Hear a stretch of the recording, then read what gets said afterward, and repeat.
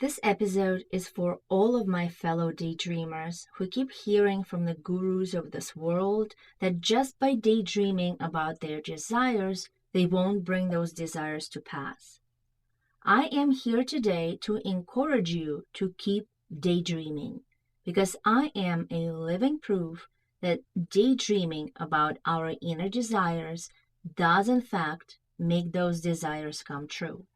However, to get those desires manifested with more ease, there is one thing that needs to be removed from the personal experience, and I will share it with you today. Stay tuned. Welcome to the Create Your Personal Happily Ever After Life podcast. I am your host, Yelena Sinetson. There was a time when I wanted to be happy, but did not know how to get there. I am here right now because I have learned a lot while designing and manifesting my own personal happily ever after life. And I want to share with you every tool and practice I have used to get here. In each episode, we explore what personal happiness might look like, and we share actionable steps for tuning into your desires, for living life with no regrets, for using negative emotions as a clarifying tool, and for finding your flow as you describe and create your joyful life. All you have to do is hold your goal before you, and everything else will take care of itself. Stay calm and cheerful. I find this quote by Earl Nightingale very true in my life, because the bigger dreams of my life, the ones I'm unable to plan for, often come to pass without my involvement and definitely without any hustling on my part. And while watching my dreams materialize without any hard work on my part, I came to a realization that my desires, dreams, visions, and wants for my life are facts. So, what is a fact? A fact is a thing that is known or proven to be true. When we get thirsty and want to drink something, does that desire to drink get questioned? Well, usually it doesn't.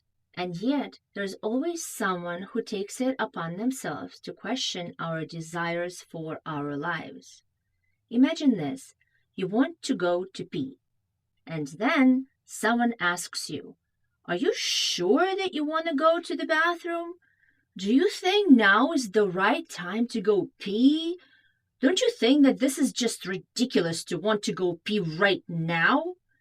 It is so selfish of you to go pee." Or, "Who do you think you are to want to go pee?" Or, "Oh, you want to go pee? In the bathroom? Oh, look at Her Highness wanting to go pee indoors. Maybe you also want a throne to sit down on to pee?" And all of these comments sound ridiculous, don't they? Well, if someone actually tried to question you in this manner about you wanting to go to pee, you would probably say, "Yes, I do want to go pee right now. And yes, I do prefer using indoor plumbing whenever it's available. And yes, I will sit down on the throne if it is not too disgusting and if there is toilet paper to cover the throne with, if it's a public bathroom."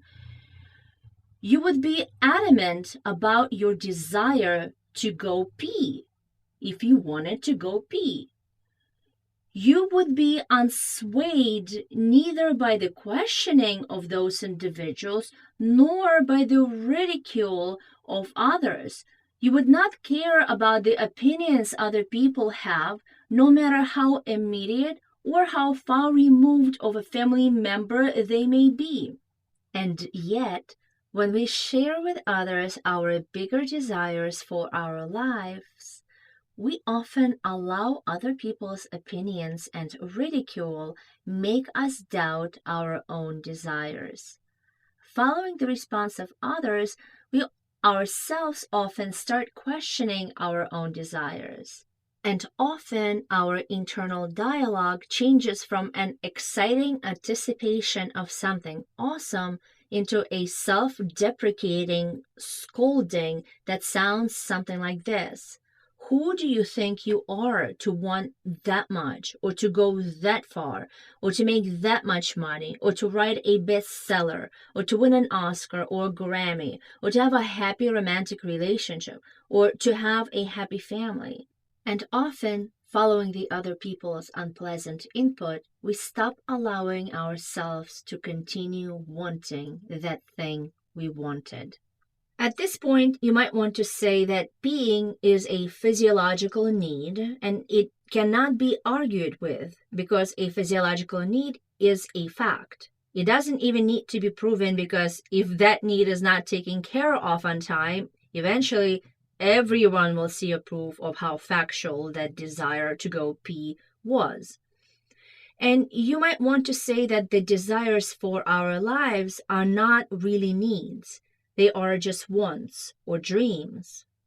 Listen, our desires for our lives are also needs. Our desires, dreams, and wants are our soul's inner need for expansion. And if we do not allow ourselves to take care of those desires, eventually everyone gets to see the outcome of not allowing ourselves our own expansion because addictions, depression, anxiety, and anger, among other things, will become evident in our reality. Because the pain of not allowing ourselves to expand becomes intolerable. So our desires, dreams, and wants must be accepted as facts, and they must be allowed to be. That is it. When I was growing up, I was not allowed to have my own opinions. I was ridiculed for my wants. Well, I was ridiculed for just about anything that had to do with being me. So as an adult, I had to learn to start trusting my desires, which was quite a process. However, throughout my childhood, no matter how tough or unfair or painful things got, one desperate desire kept my sanity intact and kept my faith in a better future.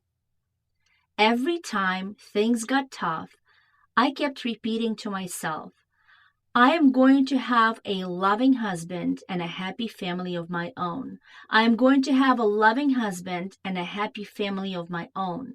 I am going to have a loving husband and a happy family of my own. I would close my eyes and through my tears, I would keep repeating to myself, I am going to have a loving husband and a happy family of my own. I was little. I couldn't do anything about that desire. I couldn't hustle my way toward my happy family. I couldn't chisel away at my goal to meet that perfect man. I couldn't write out a plan for reaching my goal, and I couldn't work every day toward getting there. All I could do, and all I did, was daydream about my future loving husband and about my happy family. Eventually, I was able to create even a better picture of how my future loving husband would be because we had a funny pop song in the Soviet Union that described a man that sounded pretty good. So, to my phrase, I am going to have a loving husband and a happy family of my own, I also added 9 character traits that my future loving husband would have by singing the chorus of that song. And that was that. And just because I had that desperately strong desire to be happy with a loving husband and a happy family of my own, and that desire was engraved in my mind, I have never been in an abusive romantic relationship. I had a picture of exactly what I wanted, and because of that picture in my mind, only what I wanted showed up in my experience. Also, as a child, I have made a decision that if I weren't happy in my romantic relationships, I would simply leave. And I did. I am sharing this with you not to brag, but to encourage you to be stubborn in wanting what you want. Too many women who came from families like mine wound up in very difficult situations. I am here to remind you that it is possible to create your personal happily ever after life just by getting clear about what you want. Obviously, I have a lot of stories to share with you, and I have a whole methodology I have created for describing and for manifesting my own unicorn of a man who complements me not only in my gifts and talents, but also in the dark abyss of my emotional trauma. And if you'd like to hear more about it all, let me know in the comments. Remember, in the beginning of this episode, I said that I will tell you the one thing that needs to be removed from your personal experience in order to manifest your desires with more ease. So that one thing is doubt. You must not doubt your desires. So today, I'd like to encourage you to get clear about what you want. Describe your desire in general terms for now. Describe how you will feel when your desire manifests. Daydream about your desire coming true. And as you daydream about your desire coming true, allow yourself to enjoy the feelings your manifested desire will rise in you. Accept your desire as a fact and live your life to the fullest extent of excitement. Follow your inspired impulses, focus on feeling good, enjoy your life as much as you can, and your desire will manifest. It cannot be any other way. Let your desires be. Write them down and allow them to float in the ocean of possibilities like messages in the bottle. Available, fun, exciting, there. I've done this throughout my life, and my desires have always come true, often without my involvement or much effort from me. It is such an easy and fun way to be. Clear about what I want, without any doubt about what I want. I just let my desires be, and then, all of a sudden, they are. If you have any questions about the processes I use, or if you'd like help in getting clear about your desires, you can ask me in the comments or send me a private message on Instagram at Swimming and Living. And I'd like to leave you with this. My dear friend, amidst desires, you will become your happy self. Your fancy'll spark a lot of fires. You won't hide off on dusty shelf. Bright stars of distant constellation will guide you always from within. Your soul, in quiet meditation, will add to life exciting spin. Your wants, dreams, visions, and ambitions will light the way for you to find. Insults and shame and inhibitions are stupid words. Leave them behind. You will find love you dream about, my dear friend. Daydream away. It will come true. Allow no doubt. Just find new bliss in your today. I'm so glad you tuned in today. To continue in the flow of magic, subscribe to the Create Your Personal Happily Ever After Life podcast.